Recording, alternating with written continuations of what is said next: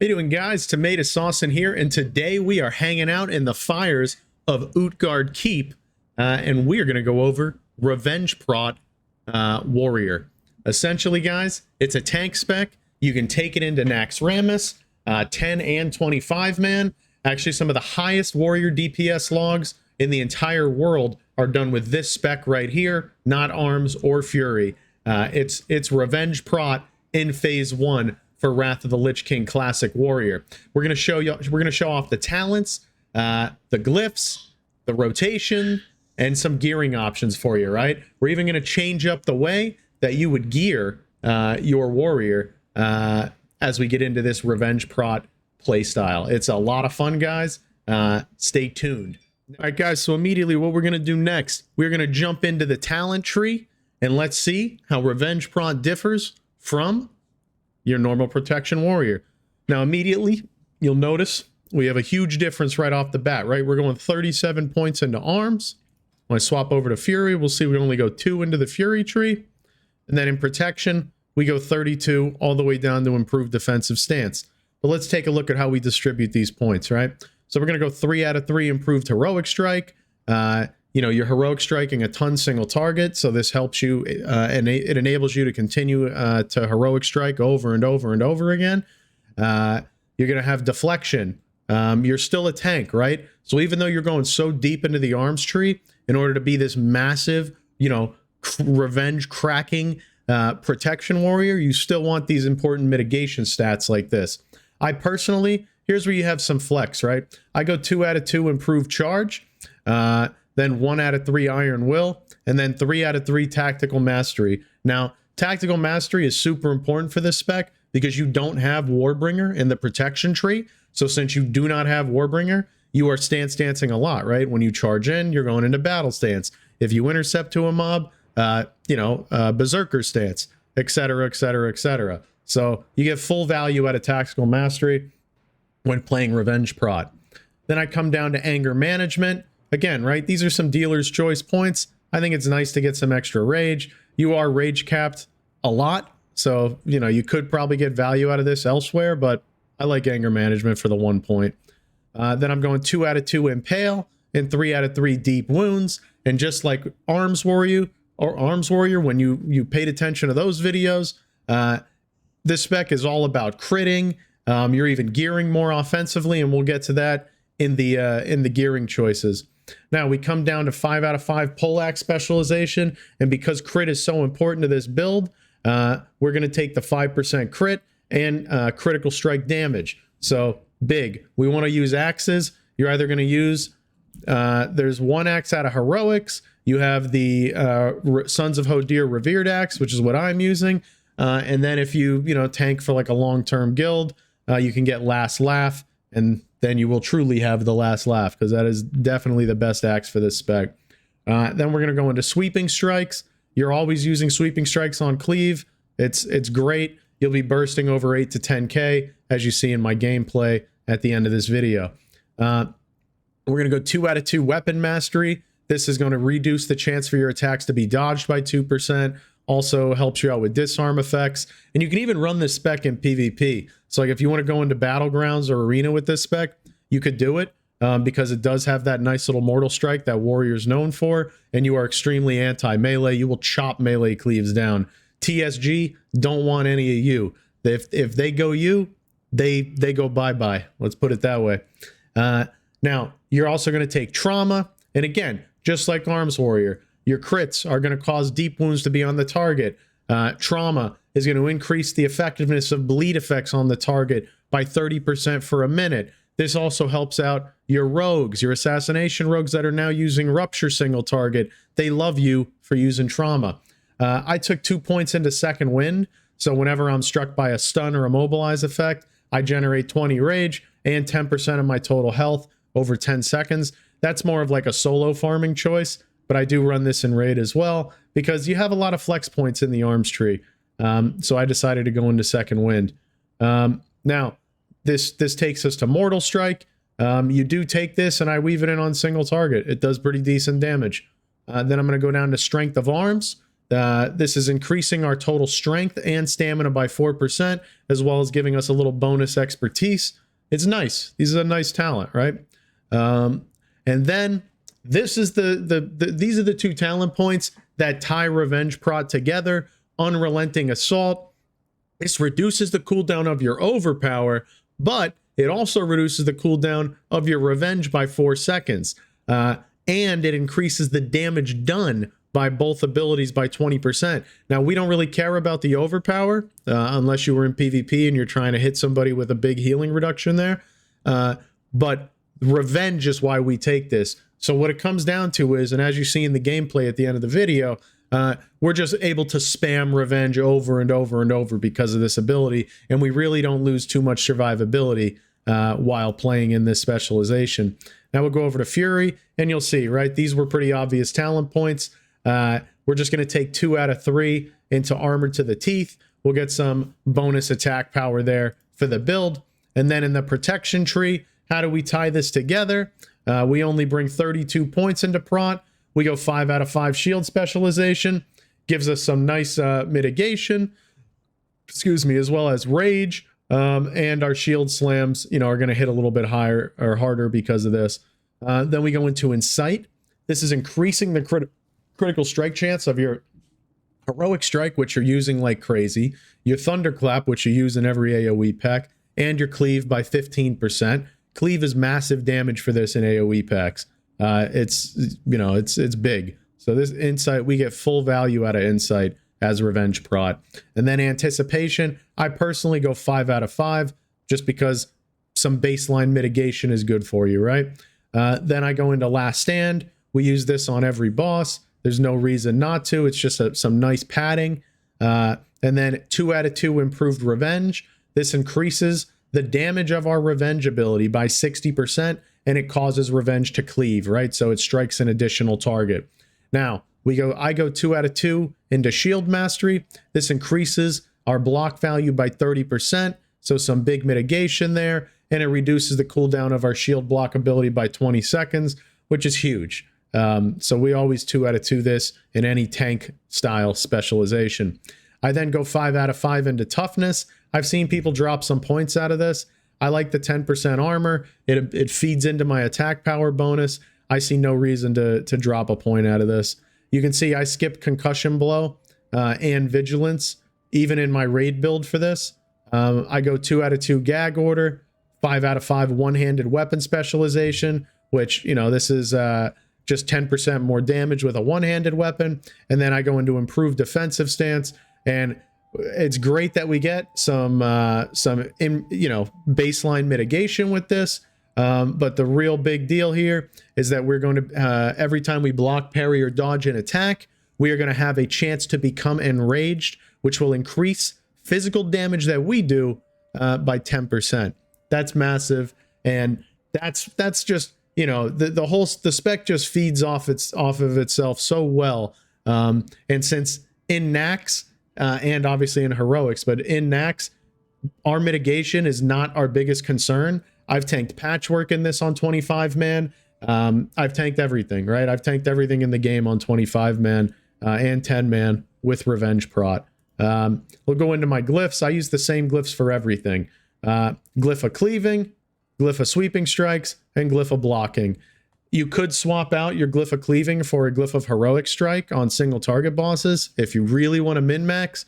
But I've just been rocking Cleave for everything. And then our Glyph of Sweeping Strikes reduces the rage cost of your Sweeping Strikes ability by 100%. That's just nice. And then our Glyph of Blocking, which increases our block value by 10% for 10 seconds after using your Shield Slam ability. Again, right? Just more mitigation. It's going to trigger more revenges. It's a solid glyph overall. For our minor glyphs, I use Glyph of Charge, Glyph of Command, and Glyph of Blood Rage. Those are pretty much standard for me in Arms, Fury, and Revenge Prot, and regular Prot. So that is our talents and our builds, our talents and our glyphs as a Revenge Prot warrior. Let's move forward into gearing choices. So this is what's really cool about Revenge Prot, right? You can see right off the bat, I have some offensive choices here. This is what I tanked my 10-man Nax in tonight. And what I tanked 25-man Patchwork in as well. So you can see, right? I try to hit my defense cap, and then after that, I'm trying to pump crit chance. I'm trying to pump our hit to be hit capped, our expertise to get, you know, as much expertise as we possibly can to be capped there as well. Pumping attack power. You can see I'm using Lotheb Shadow. And overall, it just creates an extremely efficient killing machine. So let's look at my gearing options, and I'll give you guys upgrades on what I would do beyond this stuff. So you can see immediately I'm rocking the armored titanium goggles. This is just some great expertise. I could swap out of this and trade it in for the KT helmet, but I haven't seen it yet in 10 or 25. Then I rock the chain military gorget. This is just badges. I level 200, huge strength, huge stamina, good defense, dodge and hit. You know, this is free. You might as well get it. I use Waypock's Spalders of Solidarity with a defensive enchant on them. And I love these for the expertise. It's the mix of expertise and defense that you're getting out of these, right? So they're a very strong piece for expertise. They are bind on equip. So if you don't get lucky, I actually got these via a drop, but if you don't get lucky, they are on the auction house, although they are quite expensive. Now, what could you put in place of these? Again, right? If I said we would do the tier helmet here, I would just do the tier shoulders here. You know, I just haven't got tank tier shoulders yet either. You could also rock Abominations shoulder blades because you're getting some hit there, along with some defense and dodge. So you have a lot of options in the shoulder slot. For your cloak, it's pretty simple. I wouldn't use anything but the platinum mesh cloak. You're going to increase your defense, your dodge, and your hit rating. And really, you just need hit on as many pieces as you can get it because you want to be above the hit cap as well as, you know, as close to the expertise cap as you can. For the chest, I am using the badge tier chest, and I gem it with hit. You can see, right? Defense, dodge, shield block gives us some nice shield slams. So, you know, and some built-in mitt. And the 2-piece is going to increase the damage of our shield slam by 10%. So at that point, right, why would you not take it? Then I use wristbands of the Sentinel Huntress. So here's where you can start to see us shift from this defensive tank, right, into a more offensive approach. So I actually I enchant attack power here, and I'm using these for the crit rating and the expertise. They keep me above the expertise cap. They're 213 item level. They have a ton of armor on them. You really can't go wrong with these as a tank or a DPS once you're above that defense cap. Then we jump into the Heroes Dreadnought Handguards. Again, right? Big expertise here. You can see I'm gemming expertise. I hit them with the 885 armor enchant, but I think I might swap this out and go with the engineering enchant for this tier of content at least. I don't think I need... by NG enchant, I do mean the haste enchant, right? So our hyperspeed accelerators. I just don't think I really need the 885 armor, but we are getting some offensive bonus out of that because we have armor to the teeth as well.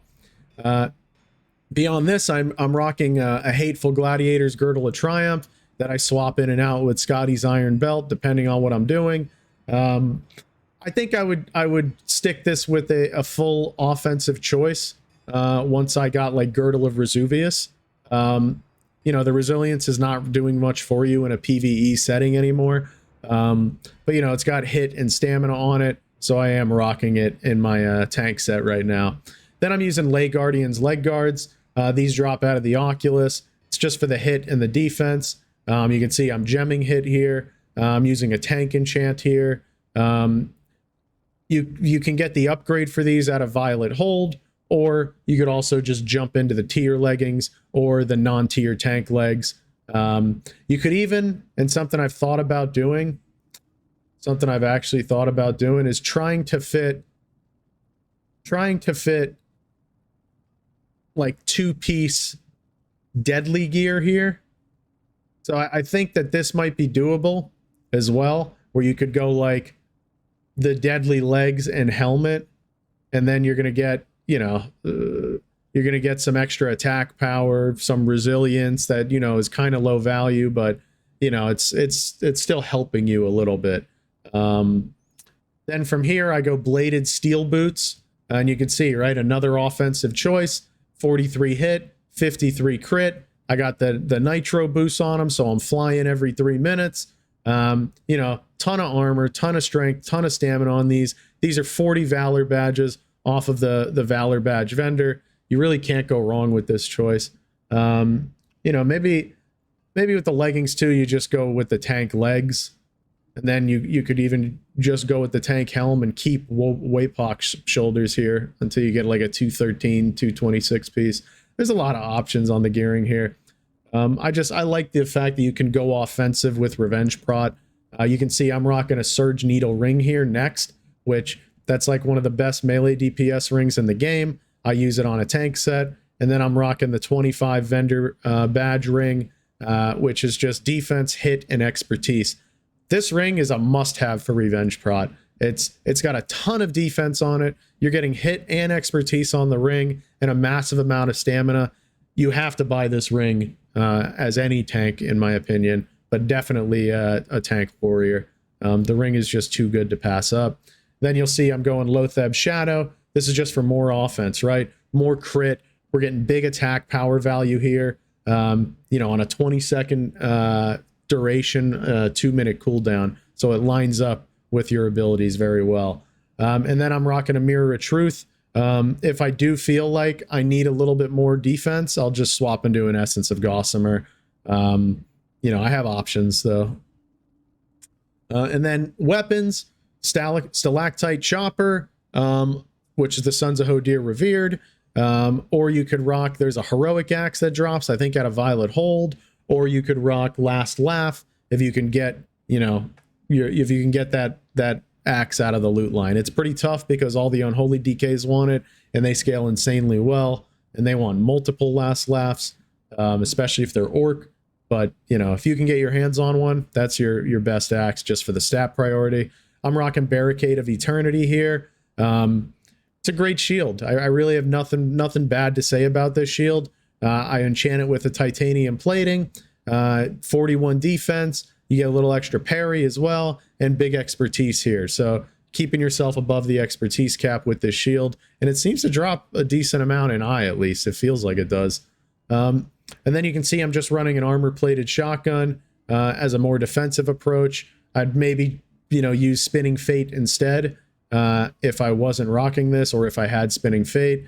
I mean, you could even really go into like a Drake-mounted crossbow or an Accursed Bow of the Elite, but, you know, I'm just going with a little bit more defense here, and you know, keeping myself just over hit cap by utilizing this.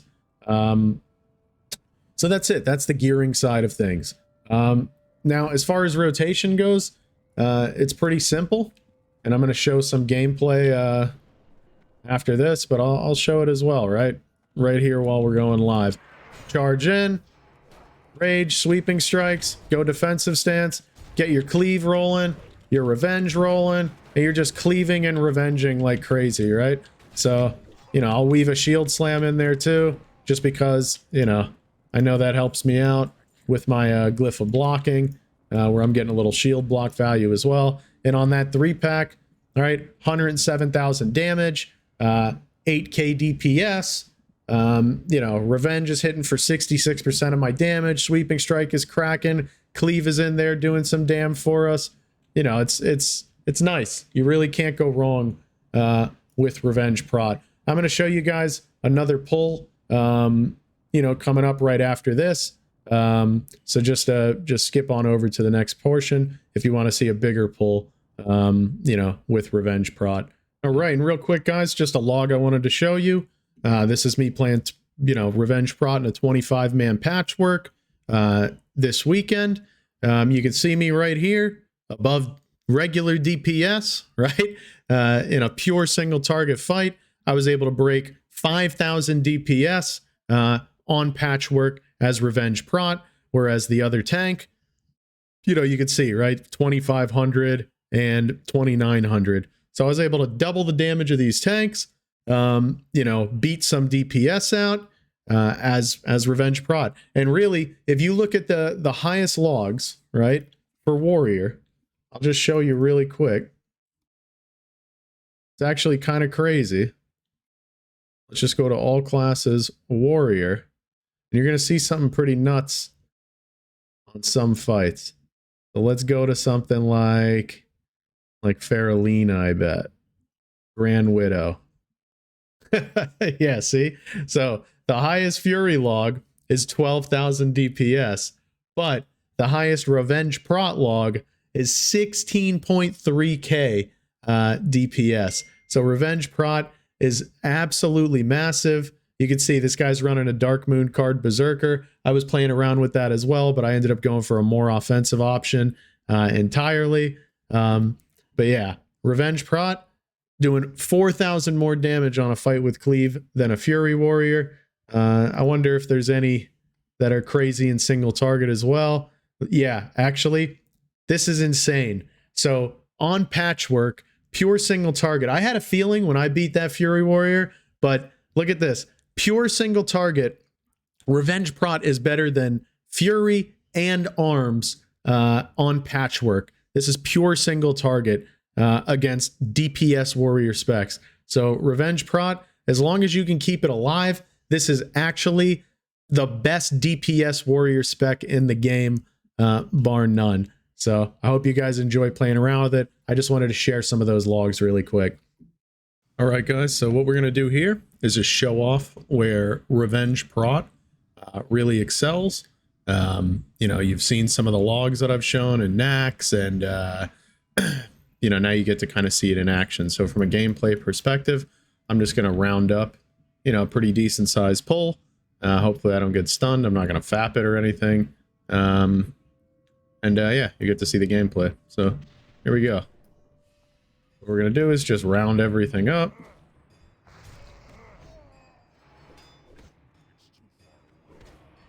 All right. And then just big damn from here on out.